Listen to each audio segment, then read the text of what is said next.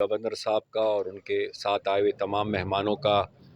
شکریہ ادا کرنا چاہوں گا کہ وہ آج تشریف لائیں۔ گورنر صاحب کافی پہلے آنا چاہ رہے تھے، میں ملک سے باہر تھا اور اس سے پہلے بھی ایک موقع تھا جب گورنر صاحب نے فون کیا تھا، لیکن ایکچولی میں مردان سے باہر تھا تو ہماری ملاقات نہیں ہو سکی تھی۔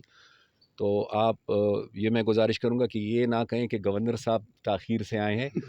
تاخیر اگر ہوئی ہے تو وہ میری وجہ سے ہوئی ہے، اور آج میں ان کا شکریہ ادا کرتا ہوں کہ وہ تشریف لائے ہیں۔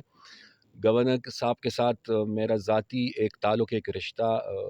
کافی پرانا ہے، اور اس کے علاوہ پیپلز پارٹی اور ANP کی جو تعلقات ہیں، جو ہمارے رشتے ہیں، وہ آپ کے سامنے ہیں۔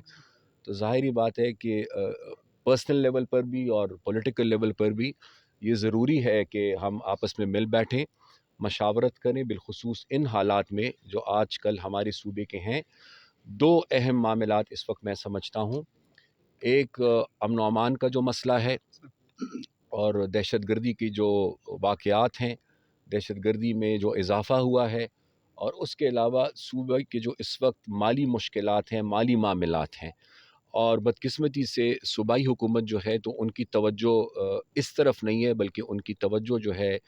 وہ کسی کو رہا کرانے کے لیے آج کوششیں انہوں نے جاری کی ہوئی ہیں۔ میں پہلے بھی یہ کہہ چکا ہوں کہ چیف منسٹر اور پولیٹیکل ایکٹیوسٹ میں فرق ہونا چاہیے۔ پارٹی نے اپنے لیڈر کے لیے جو کرنا ہے، انہوں نے جلسہ کرنا ہے، جلوس کرنا ہے، وہ کریں، لیکن چیف منسٹر کا اس میں ڈائریکٹلی انوالو ہونا اور چیف منسٹر کا وفاق کے خلاف اعلان جنگ کرنا، میرے خیال سے یہ ان کے منصب کے لیے بھی مناسب نہیں ہے، اور ہماری صوبے کے لیے بھی اس کا بہت بڑا نقصان ہے۔ اس کا اونرشپ کوئی نہیں رہا۔ آج گورنر صاحب سے میری یہی بات ہوئی ہے کہ گورنر صاحب آئینی سربراہ ہیں ہمارے، اور میرے خیال سے یہ مناسب ہی ہوگا کہ اس حوالے سے اگر گورنر صاحب کوئی لیڈ رول لینا چاہے اور تمام پولیٹیکل پارٹیز کو ایک میز پہ یہ بٹھانا چاہے، تو یہ صوبے کے آئینی سربراہ ہیں، تو اس حیثیت سے ہم اس کو ویلکم کریں گے، اور جب یہ کہیں گے تو انشاءاللہ اس مشاورت کے لیے ہم حاضر ہوں گے۔ شکریہ۔